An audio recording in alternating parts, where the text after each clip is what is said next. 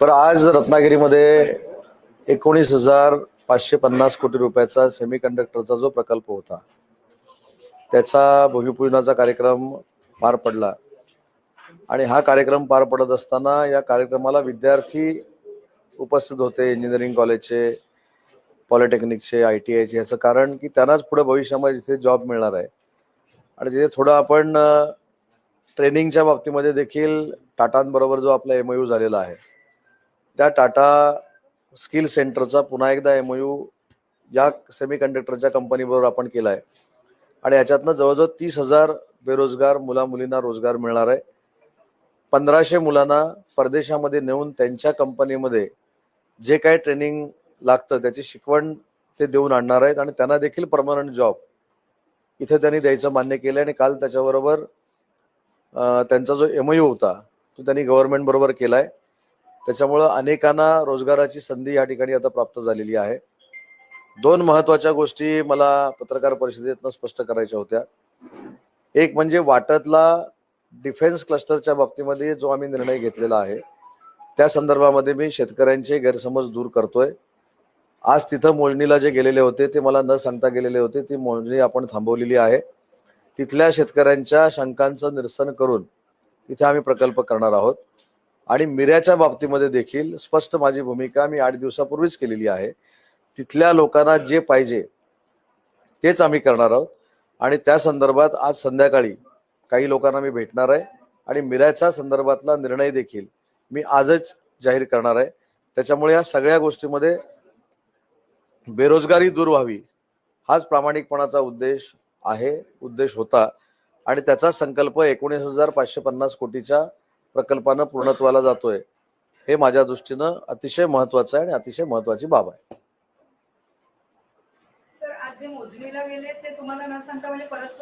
मोजणीला मी already त्यांना 2 दिवसापूर्वी सांगितलेलं होतं. शेतकऱ्यांबरोबर माझी चर्चा चालू आहे, त्याच्यामुळे स्वतःचं डोकं चालवून तुम्ही हे करू नका, लोकप्रतिनिधी म्हणून मला त्यांना बोलवू दे आणि म्हणून मला कळल्यानंतर ताबडतोब तातडीनं त्यांना मी परत बोलवलेलं आहे.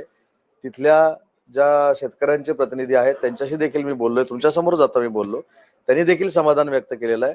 चर्चेअंती आम्ही नक्की याच्यातनं मार्ग काढू याची आम्हाला खात्री आहे. भूसंपादनचे कोण ते काय भूमी अभिलेखचे गेले होते.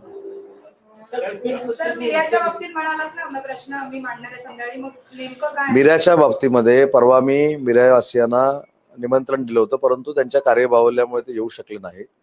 त्याच्यानंतर परवा देखील रेल्वे स्टेशनच्या कार्यक्रमामध्ये मी बाळासाहेब मानेंशी चर्चा केली की तुम्ही याच्यामध्ये लीड केलेलं होतं, आपल्याला लोकांना पाहिजे तेच अपेक्षित करून द्यायचं आहे, लोकांच्या विरोधात जाऊन काही करायचं नाही. तर आज मी त्यांच्याशी काही बोललेलो नाही, ते घाईत असल्यामुळं.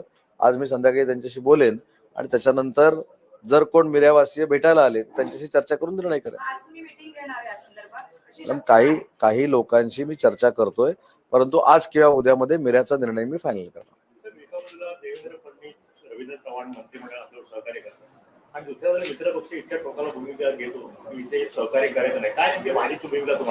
नाही, मला असं वाटतं की मला त्या बैठकीवर बोलण्याचा काही अधिकार नाही. भाजपचे नेते त्याच्यामध्ये लक्ष घालतील.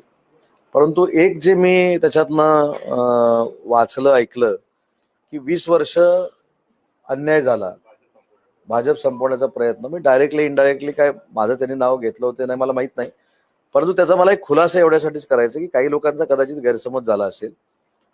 माझ्या बाबतीत जर असेल, मला माहित नाही, मी असं म्हटलं माझं नाव त्यांनी घेतलेलं नाही कोणी, पण माझ्या बाबतीत जर असेल तर मी 2 वेळा राष्ट्रवादी काँग्रेस पक्षातनं लढलो. 2004ला 2000ला तत्कालीन मला मतदान करणारे हे जनता माझ्यासोबत राहिली, पण मला मदत करणारे आजही उबाठामध्ये आहेत. 2004ला मी काही संपवण्याचा प्रयत्न केला नाही, कारण मी राष्ट्रवादी काँग्रेस पार्टीतच होतो. दुसरी निवडणूक देखील मी राष्ट्रवादी काँग्रेस पक्षातनंच लढवली. त्याच्यामुळे माझा त्याच्यामध्ये काही वैयक्तिक मला ते बोललेलं नसतील आणि त्याच्यामुळे मी काही गैरसमज करून घेणार नाही. दुसरी महत्वाची गोष्ट की तिसरी निवडणूक जी मी लढलो ती BJP सेपरेट लढली, काँग्रेस सेपरेट लढलं, राष्ट्रवादी सेपरेट लढलं आणि UBT सेपरेट लढलं, मी शिवसेना सेपरेट लढली, त्याच्यामध्ये मी लढलो. बरं, ते अलायन्स कुणी तोडली? ते एकनाथ खडसे साहेबांनी तोडली.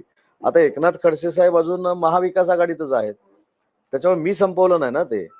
किंवा 2004ला माझ्या बाजूनं सन्माननीय बाळासाहेबांच्या विरोधामध्ये काम करणारे जे काही शिवसेनेचे जे पदाधिकारी होते माझ्यासोबत, ते आजही युबीटीत आहेत. मग मी कसं काय भाजप संपवलं? माझा काही संबंध पण नाही. मी सगळ्यांचा आदर करतो, त्यांचा देखील आदर केलेला आहे. अनेक कामं बीजेपीच्या सगळ्या लोकांनी सांगितलेली करणं ही माझी जबाबदारी आहे, मी करतो. आणि म्हणून कालच्या बैठकीवर मला काही बोलायचं नाही. त्याचा निर्णय देवेंद्रजी. काही लोकांनी सांगितलं की मी सोयीस्कर देवेंद्रजींचा वापर करतो. माझे संबंध देवेंद्रजींशी हे आजचे नाही आहेत. 2004ला मी आमदार ज्यावेळी झालो त्यावेळीपासून मी देवेंद्रजींना ओळखतो. त्याच्यामुळं देवेंद्रजींचा मी जर वापर करून घेतो, त्यांना दालं नाही ना, त्यांना जाऊन विचारावं, त्यांना जाऊन सांगावं बाबा उदय सामंत असं असं वागतो. तर मला असं वाटतं की कालची मिटिंग ही माझ्यासाठी नव्हती. मला गैरसमज करून घेण्याचं काही गरजच नाही. सर, असा एक सूर लावला जातो की कोणत्याही परिस्थितीत उदय सामंत त्यांना पाडायचं, लोकांची मतं आहेत आणि म्हणूनच कदाचित भाजपची संमती आहे म्हणून बाळामाने उद्धव ठाकरेंच्या गटात प्रवेश करतो. मला लोकशाहीत कोण कुठं प्रवेश करतो याच्यावर अजिबात चर्चा करायची नाही. माझ्या नशिबामध्ये जर जिंकायचं असेल, जनतेचे आशीर्वाद जर माझ्याबरोबर असतील, तर कोणाचे मनसुबे हे योग्य ठरणार नाहीत. आणि म्हणून मला त्यांच्यावर टीकाच करायची नाही ना. फक्त माझं एकच म्हणणं आहे की टीका करताना त्यांनी असं दाखवून द्यावं. आता दुसरं ते काय म्हणतात की मी म्हणजे आता त्यांच्या व्यासपीठावर बसलेले अनेक लोक 2004ला माझ्या प्रचारात होते. म्हणजे बीजेपी मी संपवली की व्यासपीठावर बसलेल्या लोकांनी संपवली? त्याच्यामुळे संभ्रम नको. आणि माझे सगळ्यांचे संबंध चांगले आहेत. मी कोणालाही कधी दुखावलेलं नाही. आणि एक लक्षात घ्या, मीच जर टार्गेट असेल तर त्याचा निर्णय रत्नागिरीतली जनता घेईल ना. बरोबर आहे की नाही? मला निवडून आणायचं नाही आणायचं, मी लोकशाहीतला एक भाग आहे. मी ह्या सगळ्यांच्या उत्तर का देऊ? आणि मी जसं मानत नाही की ते माझ्याबद्दल बोलले, तर मला काही गैरसमज करून घेण्याची आवश्यकता नाही. आणि माझे देवेंद्रजींचे संबंध हे आज कोणामुळे आहेत किंवा कोणामुळे नाहीत हे बोलण्याची काही गरज नाही. आणि माझे देवेंद्रजींची काय संबंध आहेत हे मी परवा देखील सांगितलं की जेव्हा बाळासाहेबांबद्दल मातोश्रीला गेल्याचा विषय आला तर मी त्यांची बाजू घेतली की लोकशाहीमध्ये कोणालाही कुठेही भेटायचा अधिकार आहे. सणानिमित्तानं आहे, काही निमंत्रणाच्या निमित्तानं आहे, तर कोण कसं काय आक्षेप घेऊ शकतात. आणि मला जर कोणी शिव्या घातल्या तर माझ्या ते शिवी जर घातली तर माझ्यासाठी ती ओवी आहे.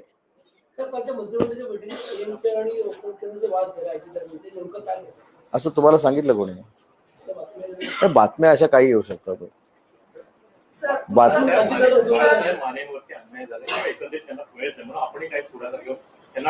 शेवटच्या क्षणाला माढाचं अध्यक्षपद देऊ असं एकंदरीत काय निर्णय होतोय की काय? मी एक सांगू का, बाळासाहेबांना न्याय मिळाला पाहिजे ही माझी सुद्धा वैयक्तिक मित्र म्हणून भूमिका आहे. आणि हे मी अनेक वेळा मी पुराव्यानेशी सिद्ध करेन. मी देवेंद्रजींशी बोललेलो आहे. माझ्याबद्दल या लोकांचा काय गैरसमज आहे मला माहित नाही, परमेश्वराला माहिती. मी कुठेही भाजपच्या लोकांना सहकार्य करण्याचाच प्रयत्न केलाय. तुम्ही दीपक पटवर्धनना विचारा. दीपक पटवर्धन साहेबांचं जे नगर वाचनालयाची जी बिल्डिंग आहे त्याच्यामध्ये कोणी सहकार्य केलं कोणी नाही केलं हे त्यांना कधीतरी विचारा. ज्या उभाठानं दीपक पटवर्धन साहेबांना कायमस्वरूपी त्या ह्याच्यातनं नकार देऊन ते नगर वाचनालय ताब्यात घेण्याचा प्रयत्न केला ते मी त्यांच्या ताब्यात दिलं. अशोक मयेकर साहेबांचे माझे संबंध चांगले आहेत. त्यांच्यानंतर कोण बीजेपी तर सगळ्या नेत्यांनी, मी तर परवा रवींद्र चव्हाण, बाबा परोळेकर साहेबांचे माझे संबंध चांगले आहेत. मी परवा सगळ्या संघांच्या लोकांना भेटून आलो. आज देखील कदाचित मी आनंद मराठे साहेबांना भेटणार आहे. तर मला असं वाटतं की गैरसमजातनं काही घडू नये हीच माझी इच्छा आहे. आणि शेवटी याचे पडसाद जे आहेत हे फक्त रत्नागिरीपुरते मर्यादित राहत नाही, त्याचे पडसाद महाराष्ट्रभर उमटू शकतात. त्याच्यामुळे 3 नेते जर अतिशय कॉन्क्रीट पद्धतीनं काम करतायत आणि महायुतीचं सरकार आणणं हे जर आपलं ध्येय असेल तर मला हक्काने येऊन सांगावं ना. माझं जर काही चुकत असेल मला हक्काने येऊन सांगा ना. मी ओपन आहे, मी कोणालाही भेटतो. महायुतीचं 85% जागा वाटप हे संपलेलं आहे. उर्वरित 15% जागा वाटप हे 8 दिवसामध्ये पूर्ण होईल.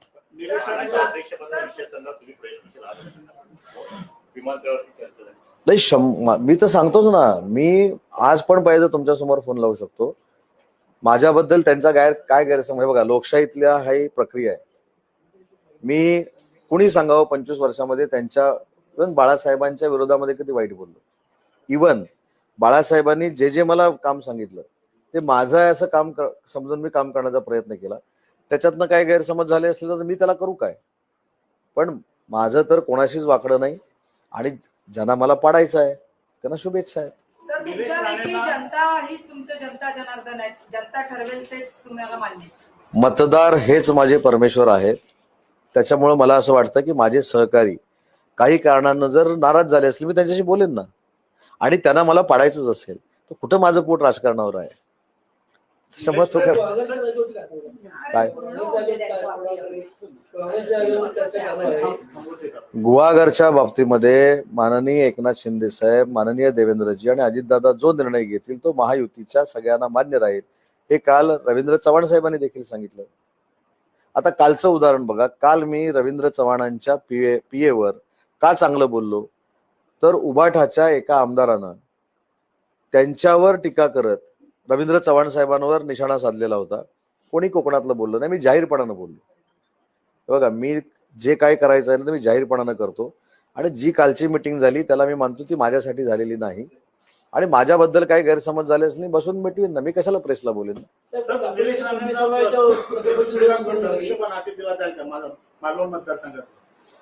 अशा प्रश्नांची उत्तरं मी एका वाक्यात दिलेली आहेत. मला तुम्ही झेपेल असेल प्रश्न विचारा, माझी तब्येत बघा तसे प्रश्न विचारा, उगाच इंटरनॅशनल लेवलचे मला प्रश्न विचारू नका. निलेशजी राणे हे महायुतीचे उमेदवार असतील आणि निलेशजी राणेंना निवडून आणण्यासाठी ते जसं जीवाचं रान करतील तसं आम्ही देखील जीवाचं रान ते करू. भले कुठल्याही पक्षात असू देत, भाजप, मी महायुतीचे उमेदवार आमच्या असल्याचं महायुती म्हणतो. 3 पक्ष आहेत. मी बाकी काहीच बोललो नाही. महायुतीचे उमेदवार असल्याचं काय झालं आपण चांगलं आहे ना. कुणबी समाजाला न्याय मिळाला. कुणबी समाज एक कुणबी भवन मागत होतो, 2 मिळाली. कुठं वाद सुरू आहेत? नाही, इथं कुठं वाद सुरू आहेत? वाद कधी होतो लक्षात ठेवा रानडे साहेब. वाद ज्यावेळी तुम्ही मला शिवी घातल्यानंतर मी तुम्हाला शिवी घालतो तेव्हा वाद होतो. तुम्ही मला शिवी घालताय, मी ओबी आहे म्हणून सांगितलं तर वाद कसा काय होतो?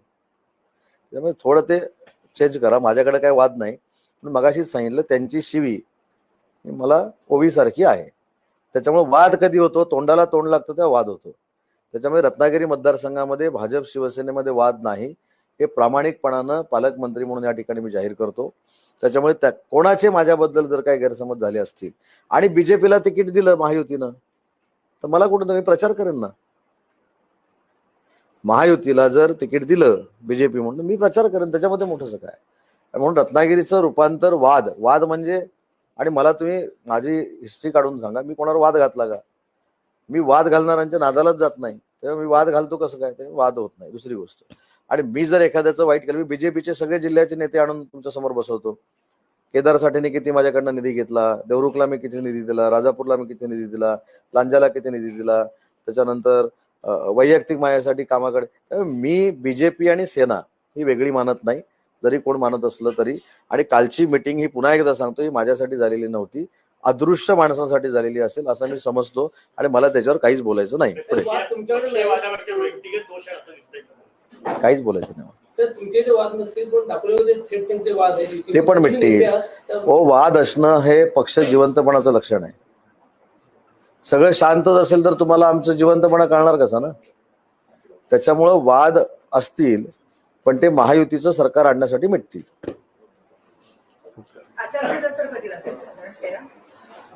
मी सध्या तरी उद्योग मंत्री आहे, निवडणूक आयोगाचा अधिकारी नाही, त्याच्यामुळे आचारसंहिता कधी लागेल मला माहिती